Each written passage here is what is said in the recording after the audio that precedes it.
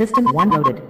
The Gorecast is brought to you by American Horrors, the greatest uncut horror channel in the world. 24 hours a day, 7 days a week, all horror.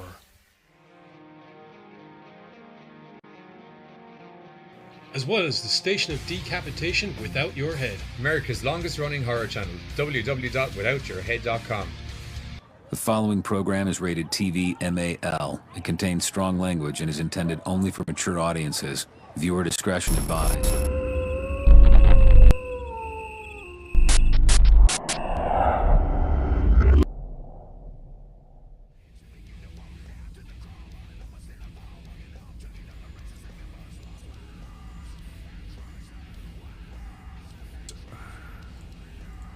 What's up, Gorecasters? Welcome back here to the Gorecast with me, Johnny Deadly, and all of the rest of the Gorecast crew as we are here for...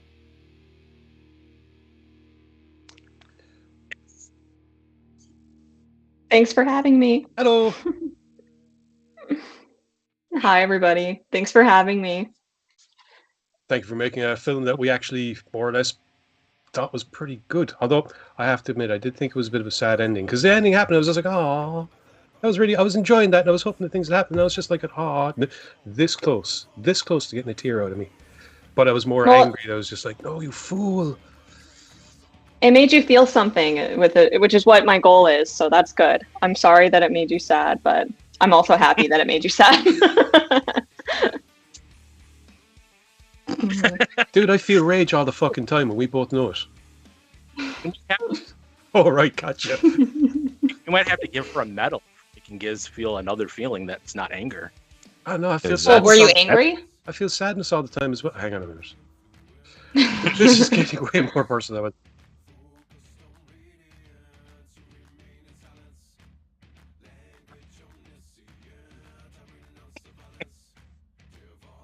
This is his lifestyle. Well, I'm glad that you weren't angry, unless you were a little angry. Like a little angry and sad, right? It was more the case of like I said, watching the film. Well, no, it's okay.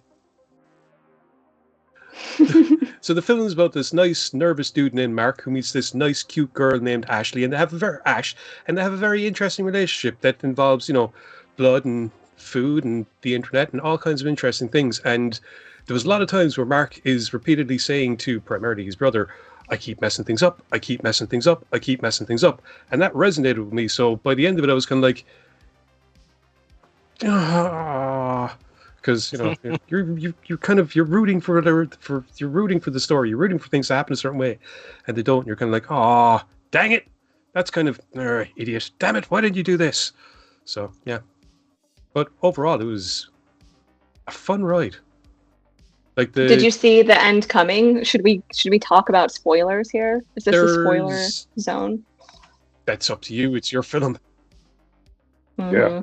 Like there was certain things that I did see kind of coming, but I suppose the ending for me personally, the way the story was going, there was what I was hoping was going to happen, and then there was what actually happened, and I was just like, I was hoping for a different thing.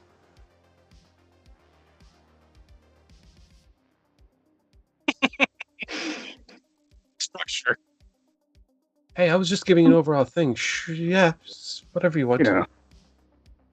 We also got Aster in the chat. We got Ray Wild in the chat. We got Brain Damage in the chat. We said hi.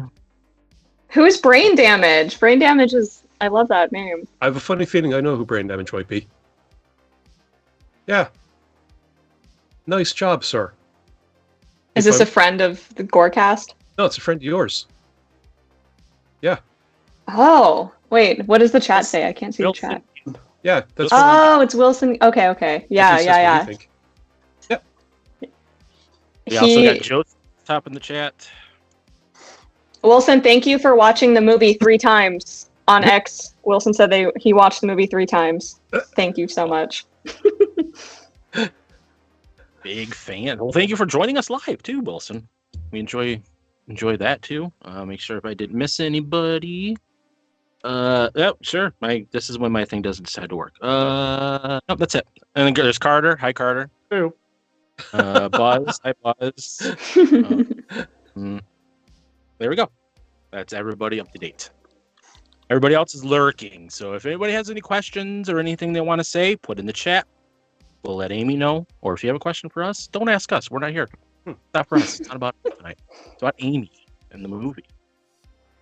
And yeah. Done. I appreciate you guys having me on. Any opportunity to talk about it, I really love. And the fact that you guys felt anything from the movie makes me really happy. I joke around people about like reactions to it, and negative or positive, I'm just like, feel something. That's what movies are for, you know?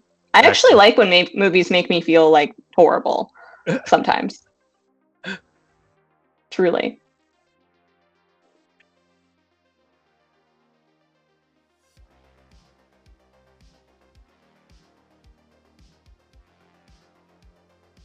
Mm-hmm.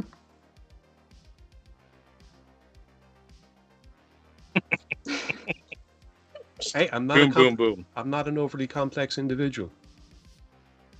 There's nothing wrong with that. There's really nothing wrong with that. I'm on your side. So, oh God, don't give them that satisfaction. Yeah.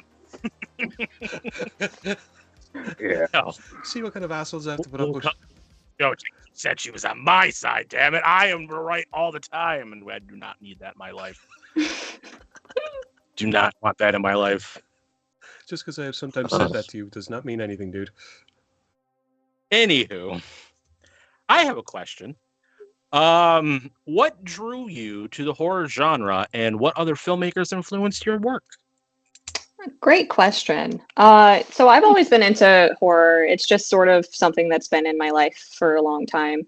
My mom was a really big like B horror sci-fi nerd, and we would just watch everything together. Like I feel like the first movie I remember seeing that was a horror movie was The Cell, and that horse like cutting scene really stuck with me. And I was vegan for like 7 years, so you know that happened.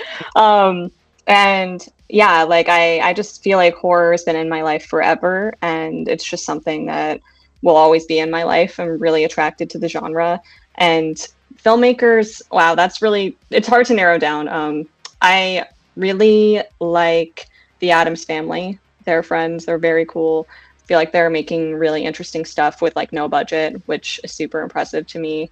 I really like Alice Mao McKay. I really like Caroline, I'm going to say her name, Caroline Fargo, obviously. And then Larry Fessenden, and now I'm forgetting the girl's name who did Trouble Every Day, Claire Denis. I really like a lot of like the French female directors that just make like the most uncomfortable, disgusting things ever. So yeah, those are some of the people that I like. Forgetting one person, Catherine Breillat. Really like her stuff too. I don't know if I've heard any of those. I'll have to do some research and look some of those movies up then. Well, do you want to be disturbed? Because then look up for the French filmmakers. Okay.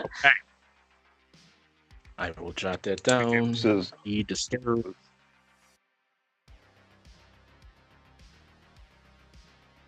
Oh, I've been addicted not on and off for the past since 2013, like a long time. No, I'm lying. In like 2017 is kind of when it started to amp up in America. But yeah, like I fell down a big mukbang rabbit hole, and it's kind of part of what inspired me to do all this stuff. Like I was going through some weird eating things in college, and on and off, and it would just be like watching a beautiful girl just eat a lot of food weirdly made me feel okay about eating food. And so I got kind of addicted to watching them. And yeah, I'm not afraid to admit it. It's kind of one of those things that like the more people know about mukbangs than you'd think, but no one talks about it because these people are making millions of dollars streaming themselves eating, and no one talks about it because they're ashamed. And I'm here to talk about it. There's nothing wrong with watching a mukbang. But that was the thing. No shame here. There was two of us, and we were just kind of like, "What is mukbang? What is mukbang? This is something I know I should know." this is something we should definitely, all things being equal. And then the film started and it gets explained. I was like, that's what it is. And what's worse is as soon as I heard it, I went, I knew that's what it was. And I'd heard about it ages ago. And it just wasn't really my thing, to be perfectly honest. So I was just like, okay, file that away as information, and completely forgot about it. And then when it came up, I was like, I know I've heard of that before. I know I should know what this is. And then when we start watching the film and it gets explained, it's kind of like, yes, I remember hearing about that. And that's probably around the same time that like the ASMR stuff started kind of happening. Exactly. And it's not pronounced the right way. Like it should be mukbang. That's the proper way to pronounce it. But when we were filming or when we were rehearsing and everything, I asked the actors, like, how do you naturally say this? They're all American. And they're like, mukbang. And I'm like, I'm going to make you say it the way that you say it. Because if we're filming, we don't have time to be going back and forth with this. Like, just say it how you would say it. And I've noticed that a lot of people are like, it's not even pronounced right. And it's on purpose. They're Americans doing a South Korean trend. Like, they're not pronouncing it right. And it's okay. I like how you...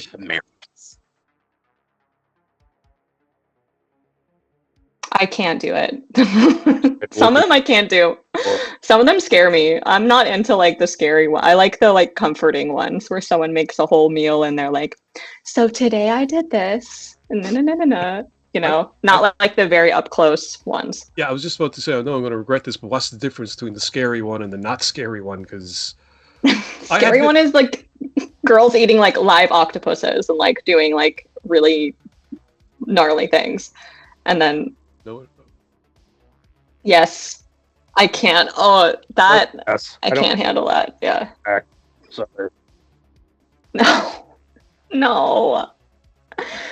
Johnny, stop talking about the octopus. There's something wrong with that. Back on it. That's all right. Oh.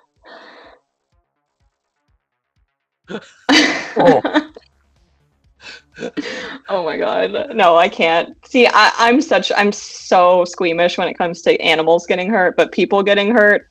Oh yeah, people get hurt all the time, and it's just... I think Asher just said you're muted as like a joke. I don't think you're actually muted. It's okay. Oh, okay. Never mind. How long have you been muted? I'd say we're muted since... I'd say I'm muted since roughly we got off the spaceship into the live video. Oh, because I could hear you when we went... Oh, okay. There was something... We're good? Yeah, we're good. Everybody else can be heard. It was just me, so don't worry. It's fine. I'm not... But you were traumatizing everyone with your octopus story. Did they hear that? Weird. Okay, I was talking about a shout out for Su Yang there, and then Amy said she can't do Su Yang stuff because she does the freaky mukbang, and then Giz was like, what's a freaky mukbang? And then I was explaining, for instance, eating a small octopus. That's alive. That's alive. And trying to claw its way out of your face as you try to eat it, and then you have to essentially spaghetti suck it down into your food hole. There you go. That's all you've missed, audience. See, are you happy now? I don't. Are you not entertained? I don't need this in life, dude. That character's freaked out for once. Holy frack! Dude, I've never seen a character get this uncomfortable this quick. Ever. And like this man would watch terrible things. That's how I am too. I'll watch people get dismembered. I'll watch anything. But when animals get involved, I don't know. I can't do it. I actually did recently have someone say to me the collector was on and someone had to turn it off because there's that scene where the cat lands in the glue. She's just like, nope, can't do it. Nope, can't do it. So I was like, all right, fair enough. I understand. You're probably not going to be in for a fun time on the second one. Turns out it was just cats and she had no problem with the two German shepherds or the one that gets decapitated. Oh no. I just drop out of the chat now. I'm like, okay, bye. Amy has left the ship. Yeah. It's all right. A lot of people got hurt in that film as well, so you're perfectly fine. It balances out. Oh, it does. Hard. So leave the critters alone. I'm with Raven on that one. Buzz is like, I wrote questions, Giz. Can I please just do some of the questions from the sheet? No, I was just kind of waiting to see if anybody else is going to ask. Go for it. I always thought the questions were there in case we ran out of things to say. No, it's like they're a guideline as to where we want the show to go. Yeah. So, okay. Plans. So how did you approach the challenge of portraying such a dark and disturbing subject matter while maintaining a degree of emotional depth in the characters? Oh, it's an intense. Can you say that again, but 5 times faster? I'm gonna love the part. Well, Trying to sell. a lot of it came down to just the writing. I spent a really long time on the script, and the first draft of it that I started sharing with people, actually, the majority of the feedback I got was that Mark was super unlikable and a douchebag, and everybody hated him. And I was like, awesome, because I wrote him about myself, so I guess that's how I feel about me. I need to rewrite him.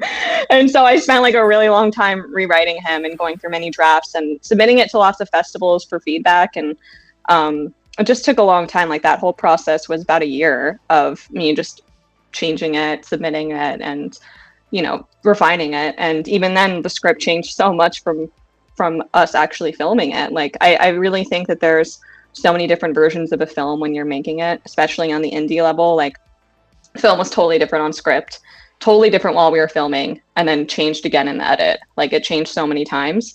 And something that was important to me to keep that sort of emotional like thread as strong as possible was just to like keep their relationship at the like core of the movie.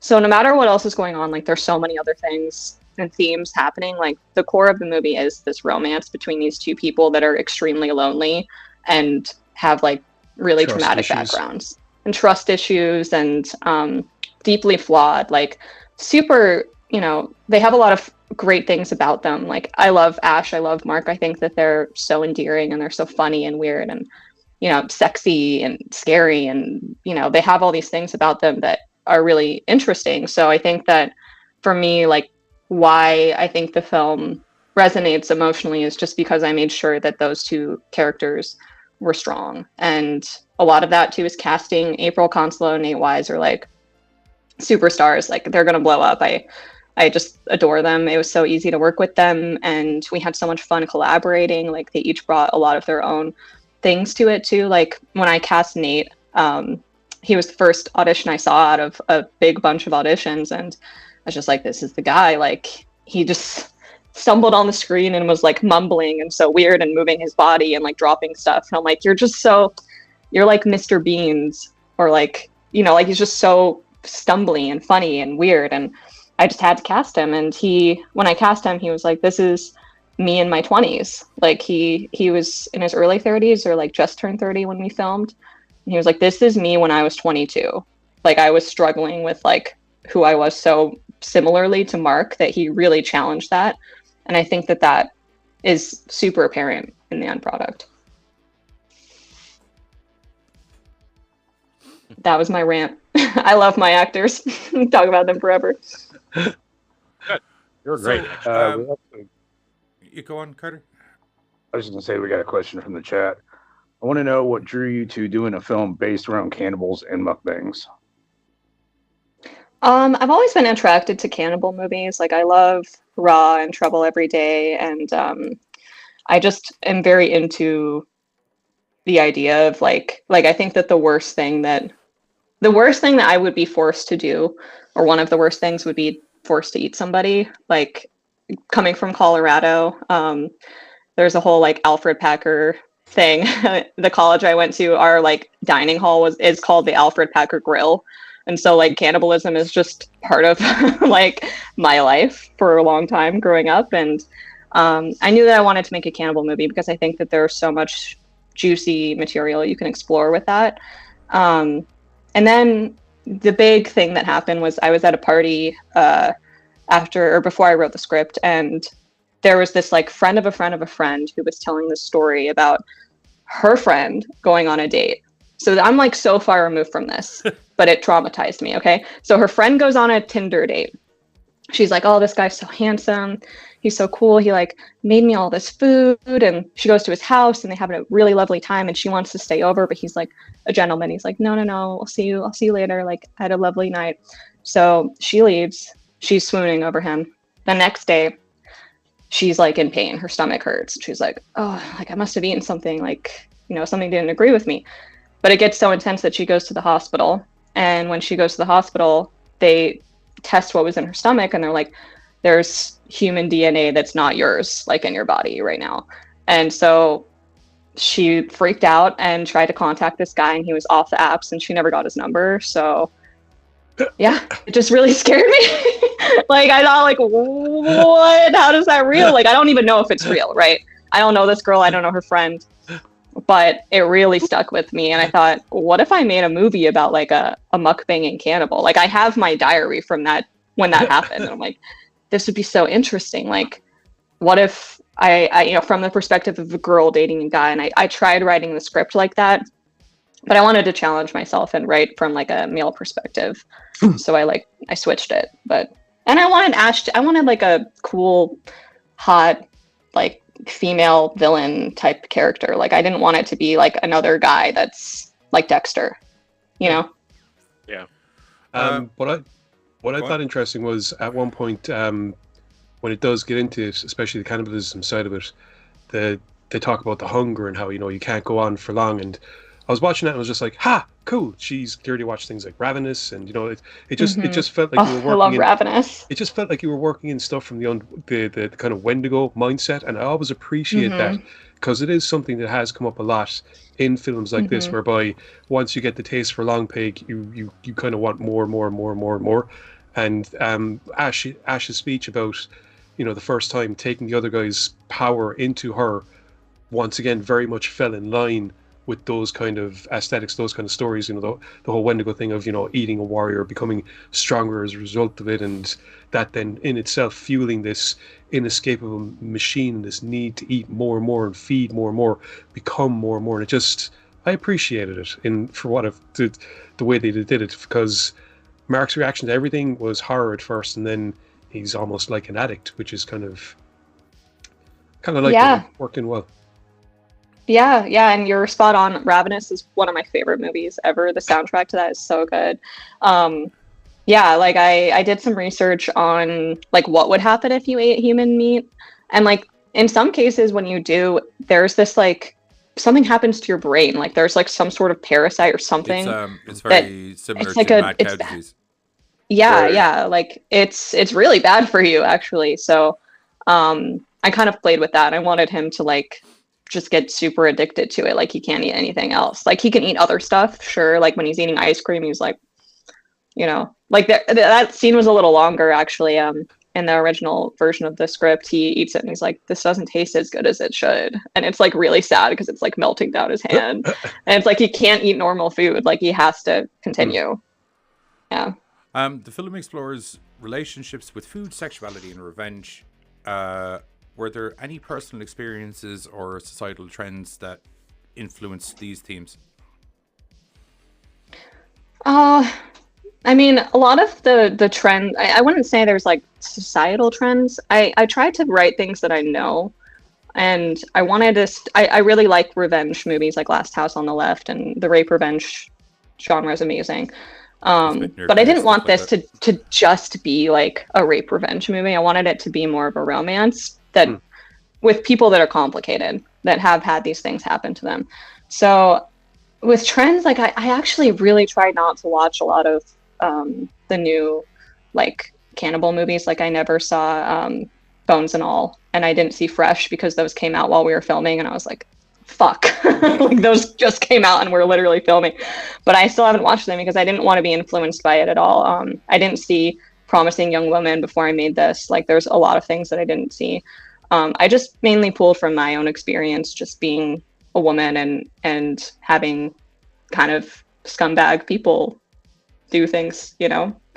It is what it is. Like, it sucks, but it's something that I wanted to communicate in a way that was a little more playful and horrific and fantastic. And, you know, Ash has power. Like, when she eats the swamp man, she, like, in my head, it's like a fantastic moment. Like, she has supernatural powers. Like, she just, like, absorbed whatever evil was in him, and it, like, made her really powerful and strong. So yeah, I didn't really think about, like, societal trends. I wanted to pull from things that I would have problems dealing with and then write it down and deal with it on the paper. Like, with Ash's relationship with her sister, I just thought of, like, what if someone did something to my sister, I would lose my shit. And so I channeled that and like wrote it into her character. Okay. And sexuality, like I just always want to make sexy, interesting movies. Like everything I make, I want to have like that horny, fun, like I want to explore that stuff because like I want it to be like gross and sexy and cool, and I want things that make you uncomfortable but also like turn on. Like I like playing, like towing that line. Were you finding it hard to kind of keep yourself isolated away from all of the extra Cannibal movies that were coming out during the production? I just refuse to watch them. Which sucks because I love them. I love Cannibal. Maybe I'll watch them eventually, but at this point I'm like, the next movie I make isn't going to be a Cannibal movie. Do you think it'll be genre? Okay, obviously you like horror, but do you think the next film will be like, this was your cannibal story? Would your next one, like, would you find another specific type of horror genre and go in for that, or do you just let inspiration come to you?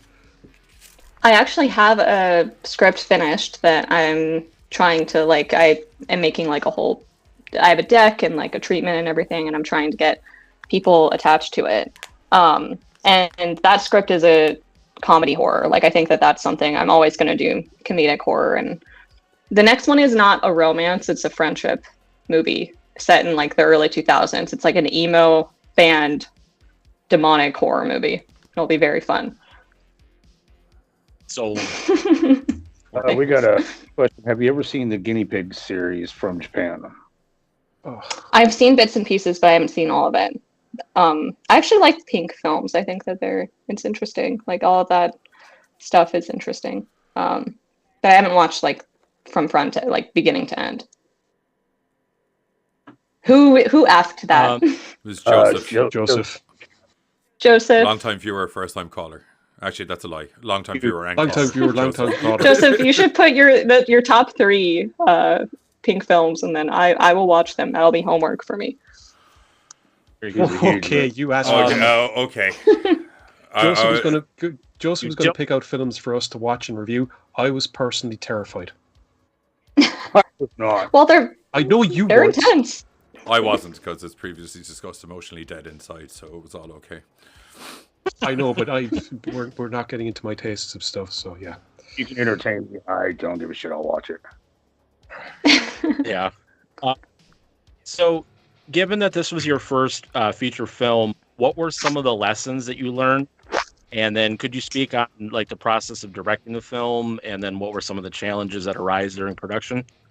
Yeah, so I learned a lot. I mean, the big thing that I learned was pre-production needs to be like so much longer, and that you need to raise money for pre-production to like have it be like people's jobs just to do that before it happens. And for me personally, like I've had a full-time job and like 4 side gigs for the past, I don't know, long time, since like 2018. Like I've always had a million things going on to keep all this going. Like when I was doing Muckbang, I was working on Teen Mom, and I'd work on Teen Mom from like 9 to 6, and then I would take a break, and then I'd work from like 8 to 2 on Muckbang. Like it was just a crazy schedule. And so the lesson for me is I would give myself a lot more time, and I would actually take like real time off to like only focus on one thing, because pre-production is so much more important than people give credit for. Like no one thinks about it really. And I wish I had more time for that. I wish I had more time to plan things out. I wish that, like there were some days that I wish that I could have, I didn't anticipate some scenes taking as long as they did, and some things taking as long as they did. I have a little bit of a background in special effects, but special effects, like I wish that I could have like a whole week where that's all we do, because it always ends up being pushed to the last minute, the last hour, and then you get what you get, and it's like very expensive, it's super messy, it's so time consuming, and it's really taxing on the actors to do stuff covered in blood and be super emotional. It's also crucial that it looks good as well, and then it's always a problem when it ends up getting pushed to the last thing that you're trying to do during the day. Like the dismemberment scene, I actually in the script had that scene was supposed to be like the whole body, like his whole body getting cut up and like tons of disgusting gore. But it was just very expensive and really hard to do. Like it just didn't work. And so I had to edit it differently. Honestly, I think the way you had it done worked really well because when it happened, like you said you planned on doing a more elaborate scene, shall we say. But I think because it wasn't like that, it kind of worked a bit better. The audience kind of like, from my point of view, it was kind of just like, okay, they're dismembering this guy. But meanwhile, it's actually about the two of them, their story going on. So I think if it had, it just, now that you said it, like I think that maybe if you had gotten the opportunity to do what you initially wanted to do, it might have been so captivating, shall we say, that it would detract from like the emotional development, like the relationship that's going on right there. Because like he's standing there and he's kind of like still, what the hell is going on? What the hell is going on? And Ash is all cool, calm, and collected doing this.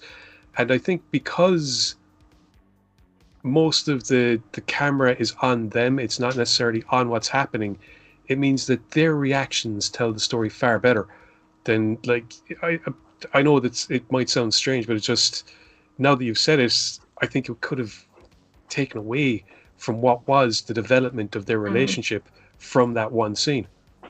Can you talk to every person on Letterboxd that says there's not enough gore and say that?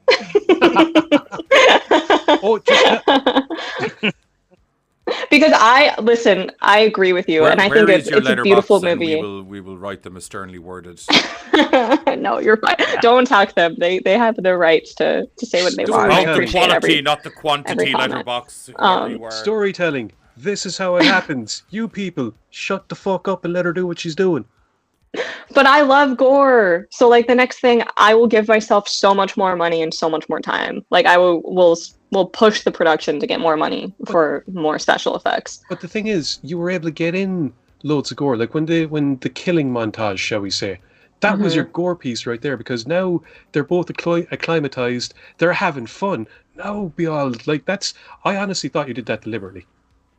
I swear to the gods, I thought you did that deliberately. Whereby, because you said it yourself that the point of a lot of this was that it's a relationship story, and that's how it felt. For me, horror is all about a medium for telling what the story is supposed to be. This was a relationship story that just happened to take place in the medium of horror, involving cannibalism and like vigilante style justice. So to have that initial horrific moment mainly play out between the two main characters, and then have the fun being all the gore and the violence and the kill montage, I thought that worked brilliantly. And once again, storytelling worked well. That's why I was sitting there kind of going, this is far better. Like, I'm into this far more than I thought it was going to be. Because things like that I appreciate, and I think that goes to good storytelling, which a lot of people just don't bother with, don't bother understanding, and have no patience for at times. Yeah. Well, thank you. I appreciate it. I'm glad that you that it worked for you. There's also, because for me, I love that scene, but whenever I see it, I'm like, I wish there was his fingers getting chopped off. I wish that I saw like a heart getting torn out and squeezed open and her eating it. Like I wanted more. Well, I mean, while, sorry, Donnie. No, you're okay. While like you might feel like you were lacking some of the more, literal body dismemberment side of the gore, like when they're just sitting down eating like the hunks of meat and stuff like that, like, is it outwardly gory? No, but like the way you have the sound design done and just some of the close-up shots of the stuff and that, it's grotesque, and it really ASMR stuff really affects me. I don't know, is it like just the way my ears do, but just the sound of the teeth and everything going through the meat, I was like, and I'm a big old cannibal. Like, I'm a carnivore, you know what I mean? I'll chase a cow down in the field and eat it if I was allowed. But it's just when you see it on a screen, especially like if you're watching it through your headphones or something like that. Like I sure, it doesn't have like arms and limbs flying off during that scene, but I think it's as equally as effective as one of those. Thank you. I mean, yeah, it's a big lesson for me, just with how much time things take. Like I knew special effects take time, but it almost every set I've ever been on, special effects is like, oh, we have 8 hours to do this, and then it gets pushed to like the last 2 hours, and then it's a huge rush and it's crazy. So the next thing I do, I will have a lot more time for that. And then your other question was about directing. I think that the most important thing that I've learned from directing is you just have to be very open to collaboration. And for me, like, I just treated every person like we're equals. Like, we're all making this together. And I think that's important. I don't know, you know, like, every director has their own style, but for me, like, I want my cast and crew to feel like we're a family and we're making this thing. And I want them to feel like they're being respected and like they have as much stake in this as I do. And I just think that that's something that gets lost a little bit sometimes when people direct. They just want to be like the leader of shouting at the top of the mountain, and it's like, no, you should be at the bottom of the mountain, like helping everybody bring the rocks up and like make something strong together. So that's how I feel.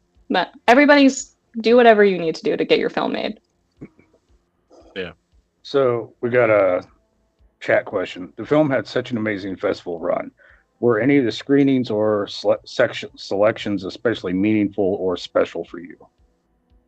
Oh yeah. Austin Film Fest was like amazing. That was one of those festivals that I was like, I'm not gonna get into this, but submit on Film Freeway. Like, who knows if I'll get into it.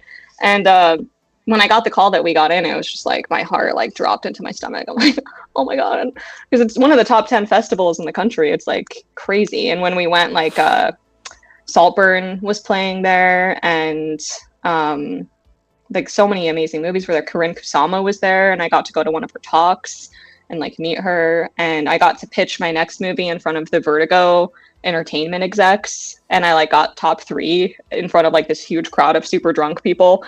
I was like, my emo movie is gonna be like this, and everyone's like, yeah.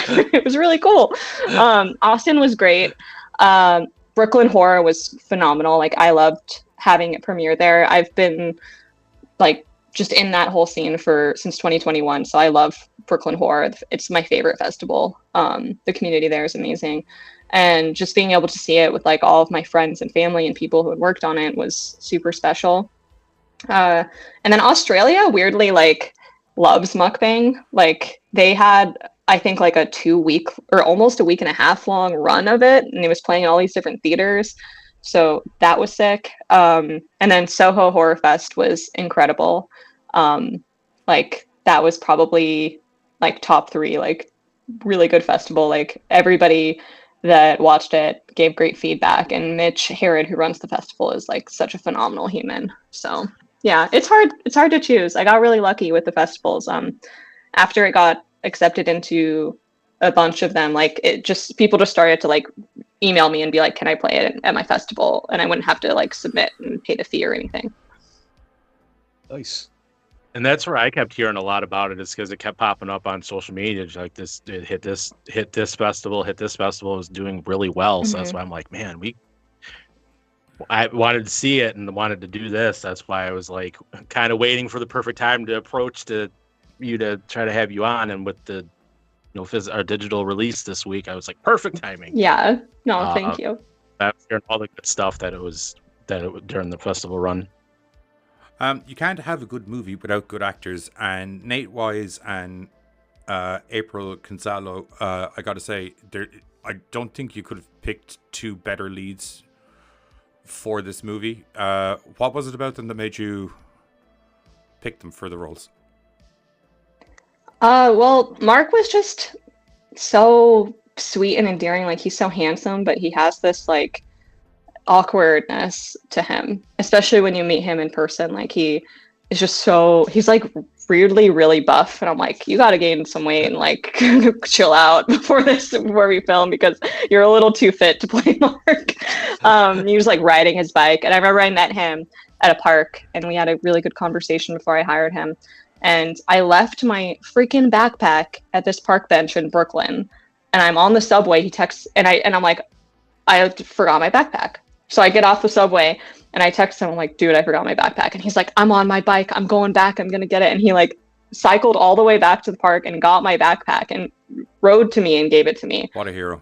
And I was like, this guy is so sweet. He's like a golden retriever. Like, I got to get him.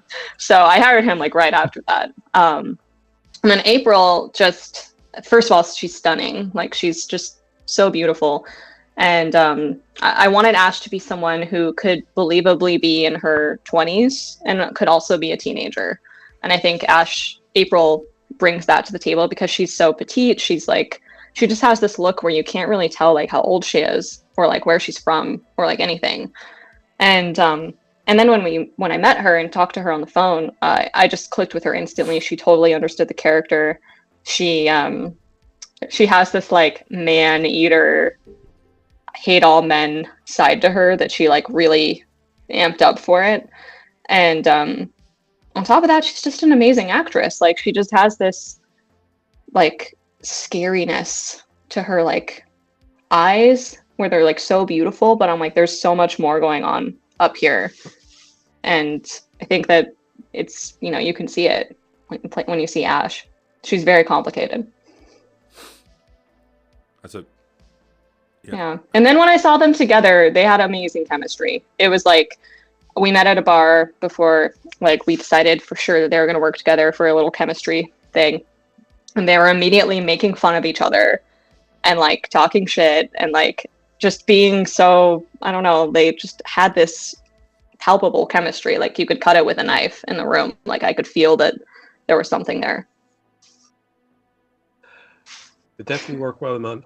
They definitely worked well in the film. Like I said, the entire thing is centered around their relationship, and I think if you hadn't been able to get people who were able to be like that around each other, and there's a lot of depth to the characters too, because you can tell when like they both got trust issues. So when one of them says something and the other one isn't quite sure of it, you can understand why that might be. And so later on, when things kind of go a little bit sideways, Ash's reaction to something goes from intense rage to shit. Yeah. And you're just sitting there going, yeah, of course, because you fucking, and you understand it completely because you've seen them, the two of them, like you said, the way they work together, develop this relationship throughout the entire thing. So I think you made a very wise choice with both of them and testing out to see how they worked together, and they definitely carried off the characters. You were saying earlier how the script, they were different. I'm actually trying to puzzle out how you wrote Mark, that people just went, we don't like him. Because you were saying that when the script was different than filming, then editing was finally different.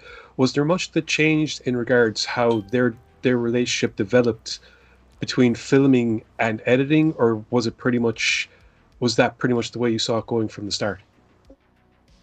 Their like conversations and everything were the easiest to edit because they were so good together. It was hard for me not to make it like a 3-hour long movie. Like the first cut of the movie was 2.5 hours, and me and my co-editor were like, "It's got to be like 90 minutes." And even when it went to 100, I was like, "Oh fuck, it's over 90 minutes." Like it can't. And I'm like, I don't know if I can cut this.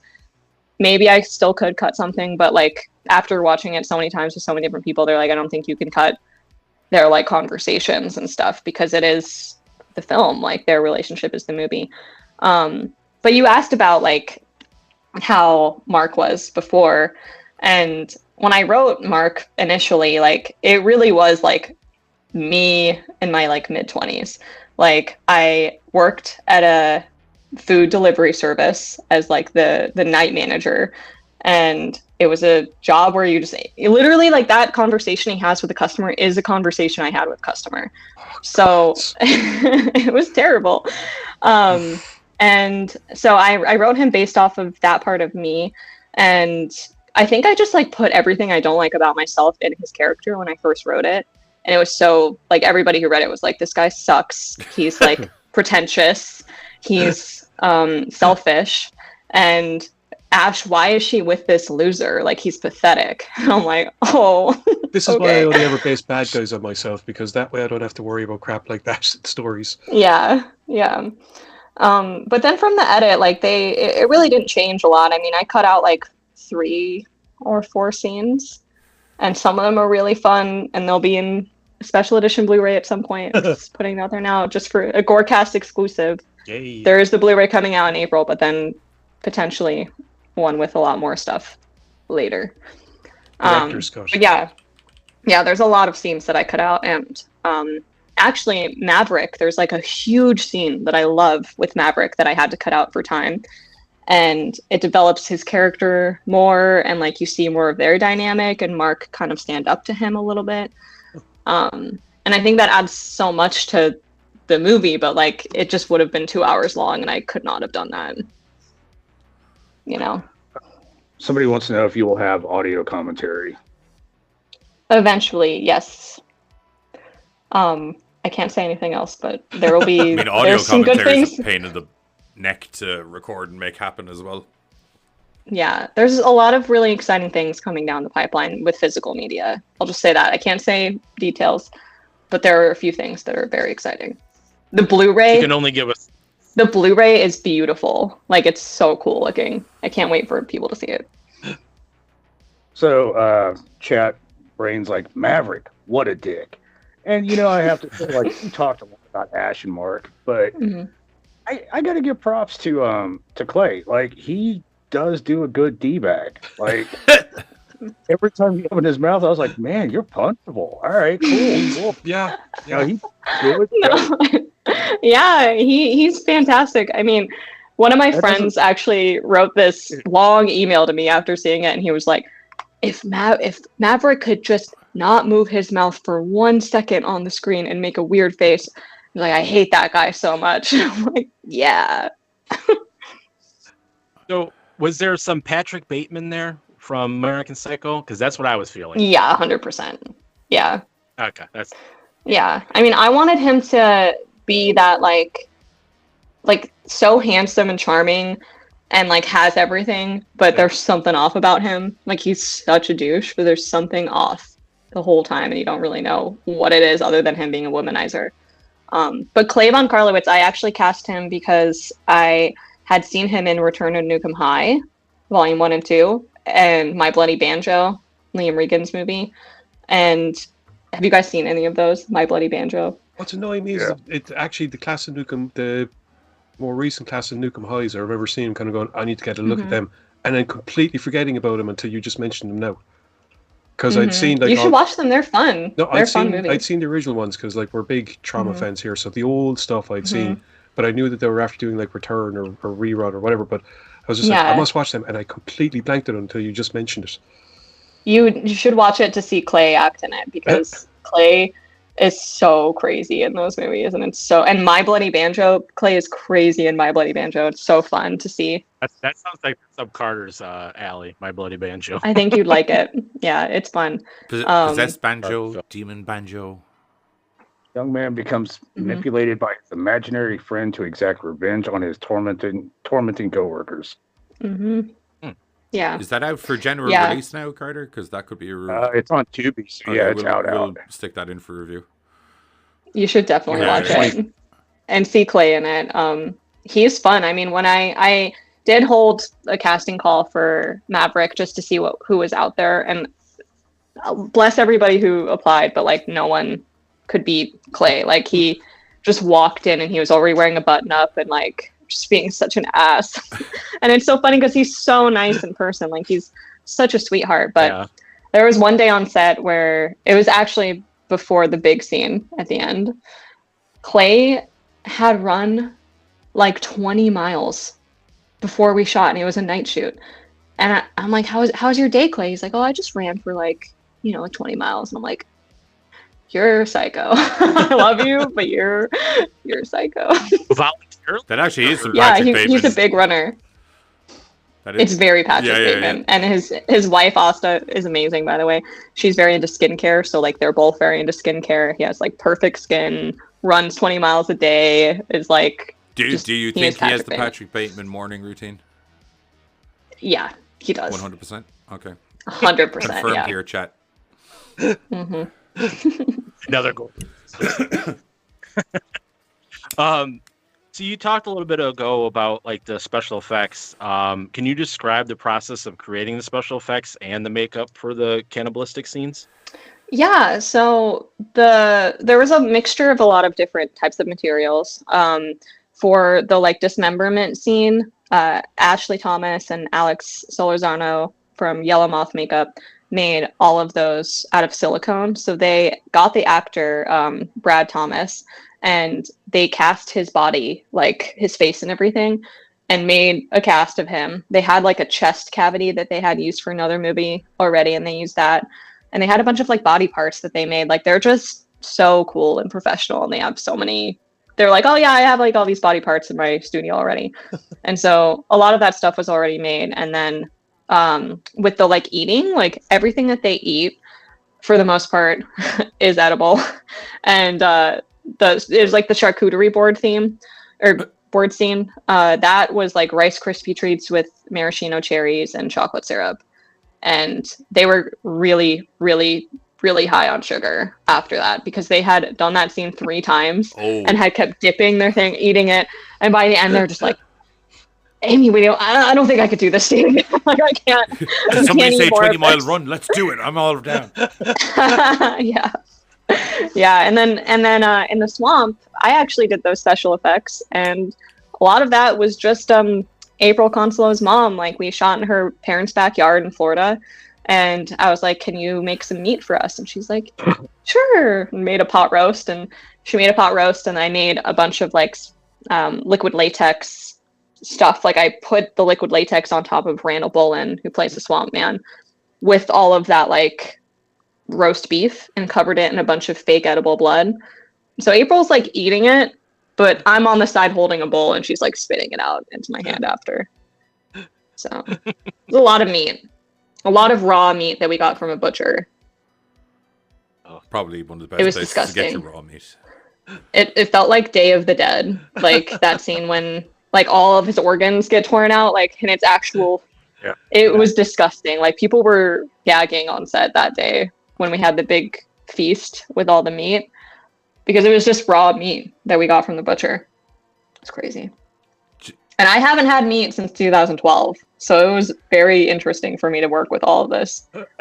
Joseph from the chat has said the 3 movies he wants you to watch are Evil Dead, Trap, Dumplings, and 3 Extremes. I'll send them to you. Evil Dead? Evil Dead. I'll send them to you after the show. Okay, thank you. Joseph, I'll watch them. We got you. Dumplings is a rough one. I've seen Dumplings. Yes. Oh, Dumplings? Yeah. I know about Dumplings, yeah. Dumplings That falls in the category of ones that I was trying to avoid.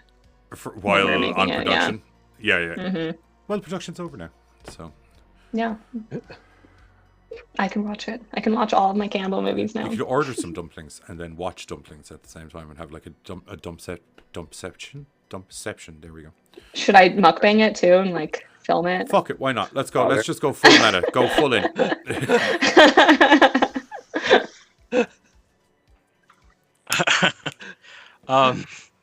What do you hope audiences will take away from watching this film? I would love for audiences to feel anything, honestly. Like, I love movies, and even if I'm like, like, I didn't really like love that, I'm like, I enjoyed watching it because a movie's a miracle. Like, the fact that anything gets made now is a miracle. So people watching it is like honestly enough for me. Like, I just want you to watch it and feel any sort of emotion. Maybe see themselves in the character. Maybe be a little kinder to yourself if you do something mean to yourself and make mistakes, because the characters make a lot of mistakes in Mukbang. So, yeah, I mean, I just want people to be entertained and feel something. But I think that movies can be up for interpretation. Like, you can watch something that is like D level and have like a great time watching it. Or watch an Oscar movie and be like, I actually didn't feel anything. And I don't remember anything that happened. So, Man, that is so true. So many films like that. They just, my brain is a wonder. Sometimes just erases movies that I didn't think were very good, to the point that Johnny on repeatedly has to go, we reviewed that on the show. And I'm just sitting there going, I'm going to take your word for that one. He has an amazing ability to just erase entire parts of history out of his brain because they don't suit. It's great. That's actually a good quality to have. Yeah. Make room for more things. He lives in his own little giz bubble. It's a unique climate where only the movies that he's deemed worthy have ever existed and everything else never happened. I'm glad that you clarified now that. I need your top 4 after this. Top 4 movies? Yeah, like Letterboxd top 4. I think the Well, words I'll to have to focus go on were through and do after this. this. After this. Okay, yeah. There you go. We're Now, good. I know you said you were avoiding seeing cannibal movies and new cannibal movie productions that came out during the film process, but were there any horror movie or old school kind of cult horror movies and stuff like that that influenced Cannibal Muckbang? Yeah, for sure. I mean, obviously Raw influenced it a lot. And then I really love Habit, Larry Fessenden's like 1996 16 millimeter film, vampire movie. I love Habit. Like I've seen that movie so many times, and every time I watch it, it makes me feel like so melancholy and like sad, but also like turned on and excited. Like there's just all these weird emotions in that movie, and he made something really special with nothing. So that sort of like indie spirit really carried me through. Like when I was making it, like I just kept thinking like, even though this is hard, even though we're all working 12-hour days and we have 14 days to shoot this, like we're gonna do it. We're gonna figure out what we can do, no matter what. It's gonna happen. But yeah, I also was really inspired by like early 2000s rom-coms, like 10 Things I Hate About You, She's All That, you know, also Jennifer's Body, like amazing film. Yeah. And Ash is so, you know, like Megan Fox and Jennifer's Body. Like I wanted that sort of feeling of like danger, but like bright and bubbly and fun and girly, you know, that sort of like mysterious manic pixie dream girl energy. And also Twilight. Hate to say it, but Twilight was very inspirational. See, this is what I'm talking about. I'll go with whatever kind of movie. I will watch anything and I'll find something from it that I can learn from and take. We won't hold Twilight against you. It's okay. There's the third one's a horror movie. Fourth one is a horror movie. Fourth one, Bella literally gives birth to a baby in like a month that like kills her and it's like insane. You see it happen. It's like really scary. I thought there was only 3 of them. There's 5. There's five, my Twilight dude. Yeah.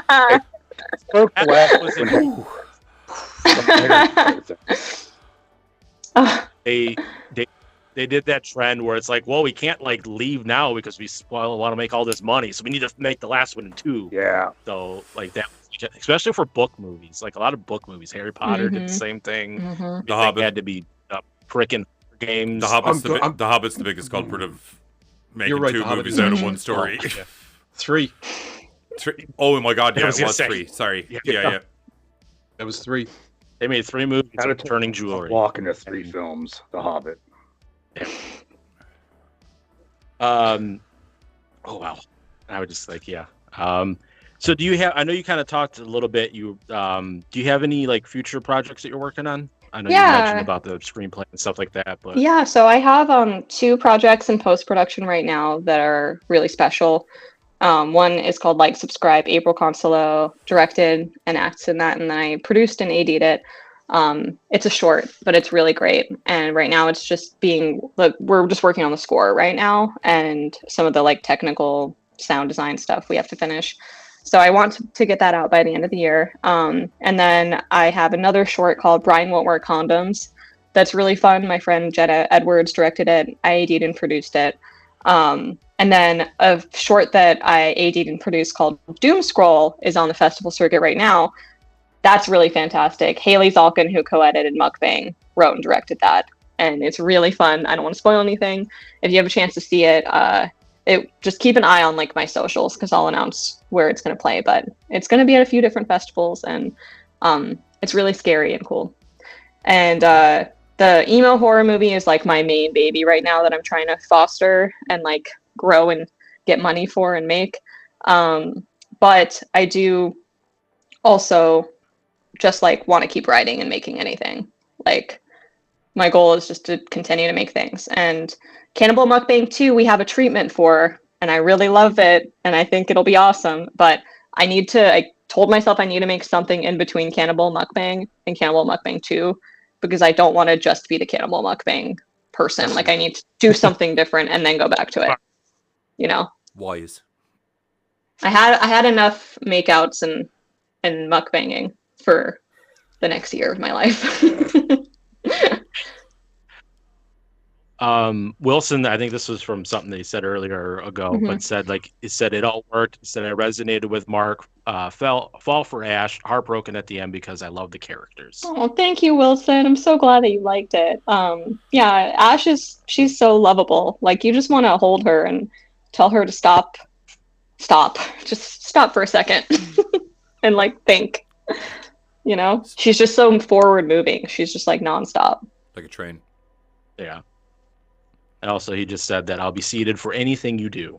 Thank you. You got your ride or die right there. April will be in almost everything I make too. So, Wilson, you'll see more April acting in lots of different ways. Do you guys have any more questions for Aimee? Or chat, do you have any more questions for Aimee? Yeah. Chat, let us know. I think I crossed off all my questions. I'll tell you what we can do. Are you gonna? Okay, Brian. Or Brain, should I say? Brain Damage does have questions. Okay. Or that may have just been a yes. We'll wait in silence. Brain damage. Yes, too. She has more projects coming out. The emo horror movie. Keep your eyes out. If you know of if anyone who wants to. Oh, he was saying yes to April. Thank you for clarifying, Aster. Oh. Yeah, we were just gonna sit here in silence as. Okay. How long did it take to do the fort scene? The fort scene was actually only like maybe 2 or 3 hours.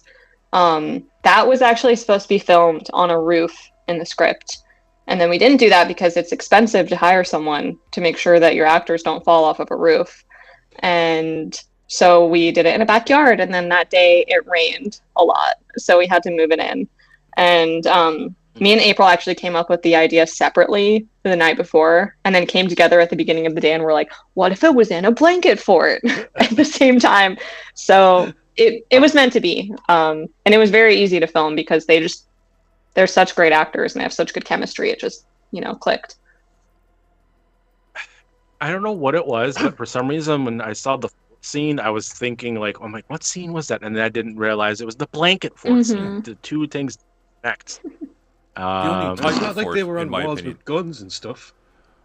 Yeah, there was the whole middle section with the guns. You don't remember that? The World War II reenactment? Right around 45 Mark, minutes? it's a flashback. It's like in Hellraiser 3 when Pinhead goes back. It was just like that. I thought it was just me, but I didn't want to say it out loud, and I was just like, okay. Aimee, are you going to hang on with us for me reading out some weird things? Yeah, the show? I want to listen. I want to listen to your weird things. Okay. I'll sip on my seltzer. Before that, though, as is customary, we're going to check out the trailer for Cannibal Muckbang, and make sure once it's out on Blu-ray, you motherfuckers go out and get it and watch it. It's a great movie. You will have a fantastic Thank you, guys. time. It nearly made Giz cry. I'm going to leave it at that. Okay.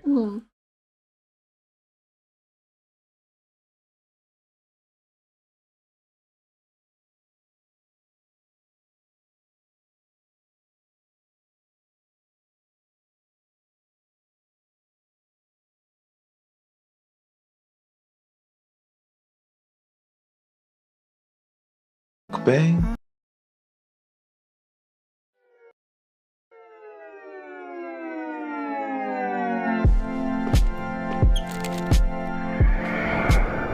These are my favorite flavor. It's mine too. Why? What do you do? I eat stuff online. You mukbang? Ah! Oh my god! I met this girl last night. She's amazing. What's so special about this one, huh? She's kind of off in a captivating, quirky way. Did you know that when I'm near you, my entire body gets tingly? How did you cook this? This is like beyond good. Secret family recipe. I told you I'd have to kill you. Stop! You think you like it rough? Ash, I saw what you did to that man. I don't kill just anyone. I only kill the ones that get away with doing horrible things to innocent people. How many people have you done this to? It's a circle of life. People live and people die. God, I just feel so alive. This is so much more fun with you. Hey all you bangers, welcome back to my channel. We got something special. Food is fuel. I don't know about you. I'm starving. And we are back. That was the trailer for Cannibal Muckbang. And evidently the trainer for Ted Lasso from 2020, whatever the fuck that is. What? YouTube and their autoplay features. That's all. Yes. Yeah. Anyway, as per usual, guys and girls, Buzz has been scouring through the magical world of the internet to find me some of the weirdest and wackiest. What you got me this week? I remember now. I'm so glad you do, because I don't have a clue. Dumb internet questions. And also make sure there's a couple of them that you need to read the answers, because they ask questions and the answers sometimes are the funny part. Right. So Okay. I don't know why I'm telling you to do your job, but oh, that's the wrong thing. Okay. He'll generally read whatever you've given him, so you know. Yeah, if the I'm like question Ron and answer Burgundy. are both I there. will read what is on the autoprompter. Is there any sort of book subscription for kids that exists where you order books and once you read them, you return them and get more? Oh my sweet mother divine frack! That's a fucking library. Genius. Oh, I know, that's why my brain hurt when I read. People stupid. Okay, moving on. Okay, if you were revamping the human body and were to give boobs an actual useful function instead of just sex appeal, what would you have them do? And the answer is, it's Teach 9 biology. a.m. here, and I am starting the day knowing I can hardly hear something dumber than this today, which I think is a valid response. What do boobs do, though? Can you answer What it? do boob do, though? What do boob do? Dogs can't talk, so do they have brains? I know they walk, but it's only because we tell them to. So That's so sad. actual people wrote these questions. Is the worst part of this. For sure, there. It has to be a joke. It has to be done deliberately as a joke. Nobody's that fracking stupid. Okay, as previously stated, I will read what is exactly on the prompter. If the Earth is flat, do the Moon and all other planets are flat? No, there doesn't. That is the correct response. Shockingly Let enough. me get this straight. Aren't them wasn't? God. ouch. Need male puppy name suggestions. Question: boy or girl? Yeah. And that's the end of it. That's the end of the stupid internet questions. Oh, you made it seem like that was going to be like 30 minutes long when we first started. No. No. It depends on what he. So there's occasionally I don't. As I said, I refuse to look at the messages he sends me until the show. There's occasionally times where every one of them is a small Bible on it to itself, and then there's times where it's just short ones like this. I don't know what's happening at the end of the day. The Amazon reviews tend to be a bit longer and the more Amazon complex and hilarious. Some of those Amazon Yeah. reviews are fantastic. You need to read the Gummy Bear reviews. That is The what? Oh, the gummy bears. Oh no. Have you not seen? Have you guys ever watched Mr. Beast? Or not Mr. Beast. Ugh. I'll have to send you. This guy eats gummy bears and it's like bad. Like he eats the whole bag of gummy bears. Give me a I minute. don't see how this is a Oh bad. my god. I'm finding it. Yeah, I'm kind of working my way through a bag of gummy butterflies. Don't do it. Not the whole bag. Was it was it the See You in Hell sugar-free Haribo gummy bears? Yeah. Is that Yes, it was those ones. It was Okay. those ones. We okay. figure they're laxatives. Oh, I found the video. Okay, so Ow! Hit my... Wait, hang on. 1-star I'm gonna review. email it to you. 1-star review. See You in Hell Haribo sugar-free. I'm just doing an extra one just for Amy. Sugar-free gummy bears. It was my last class of semester, and the final exam was worth 30% of our grade. After a late night study session, I felt confident, but I had to decide between sleeping in or cooking breakfast. My eyelids chose sleep. My stomach later regretted this decision, and after several uncomfortable stomach growls, I finally decided to make a quick stop to the campus bookstore and grab a snack before my test. Since the semester was ending and everyone was going home for the summer, a lot of items were on sale, including the snacks and candy that kept up sorry, I've lost track of where it is. What that they kept up front. It's very small font, and I'm an old man. Being in the hungry state that I was in, it felt only logical to pick the largest yet least expensive candy in order to get more bang for my buck.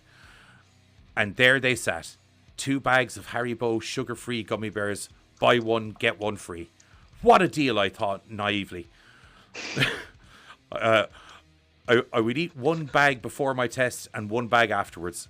As I walked to class, I gleefully chewed on these abominable little bastards, unaware of the utter mayhem that they would soon unleash upon my poor anus.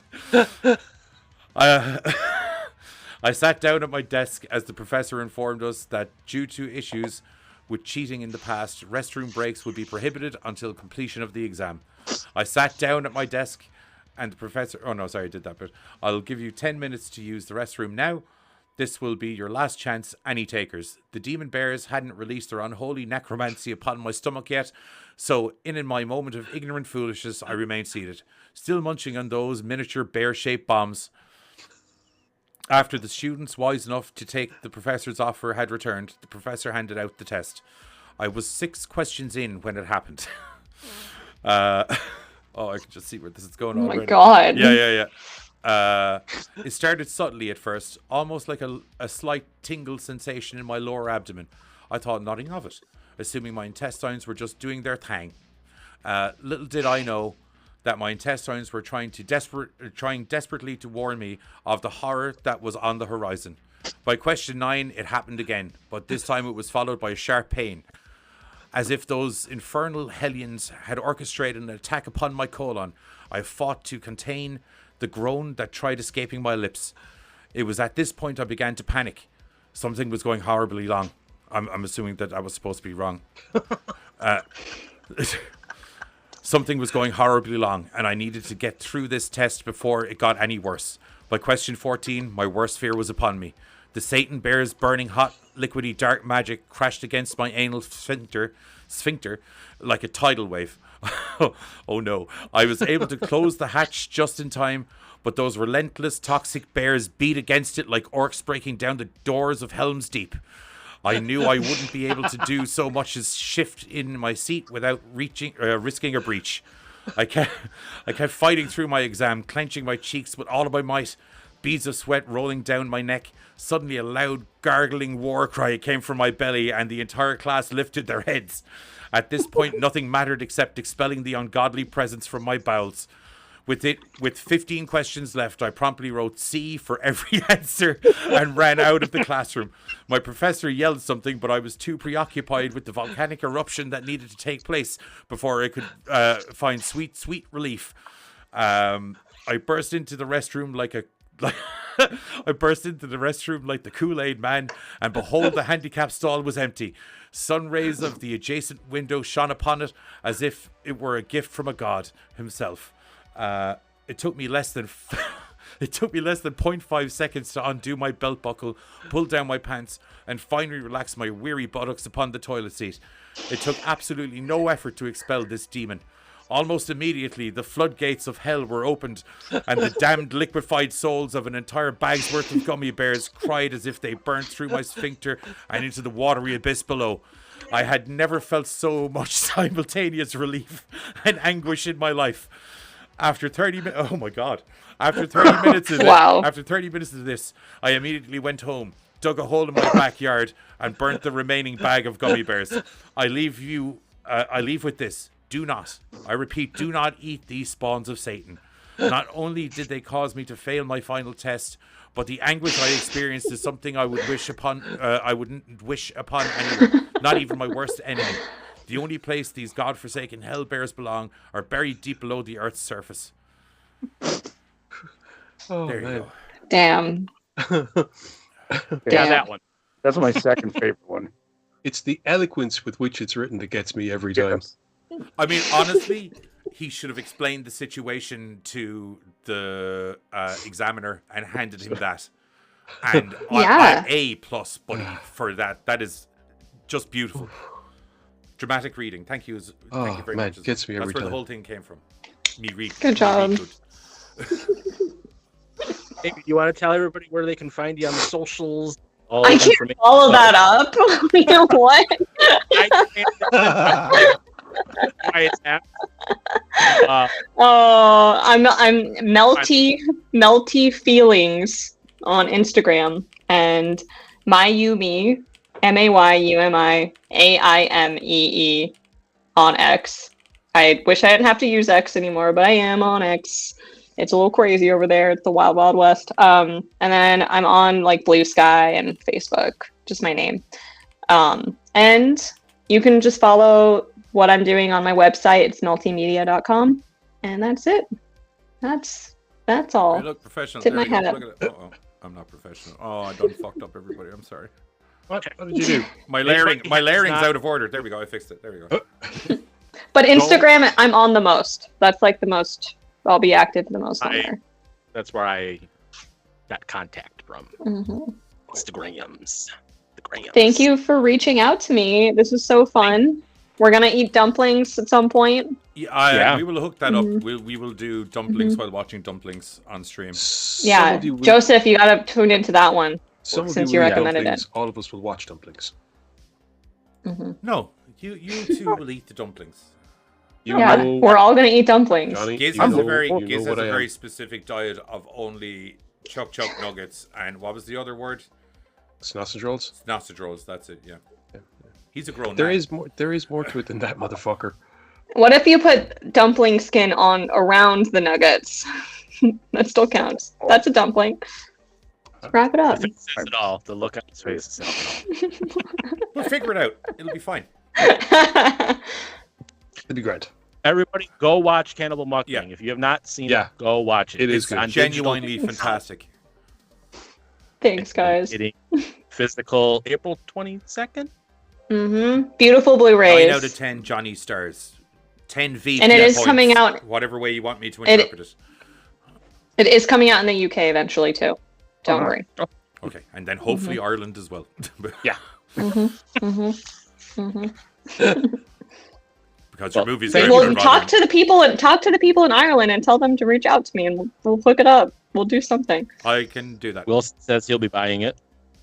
Thank you very Asher much for says- coming on the show, Amy. It's been an absolute pleasure. Thanks. And other Yeah. than that, everybody, we'll catch you all during the week where we're going to be talking about some other horror-related shenanigans. Gorecast out, motherfuckers. Bye-bye. Bye.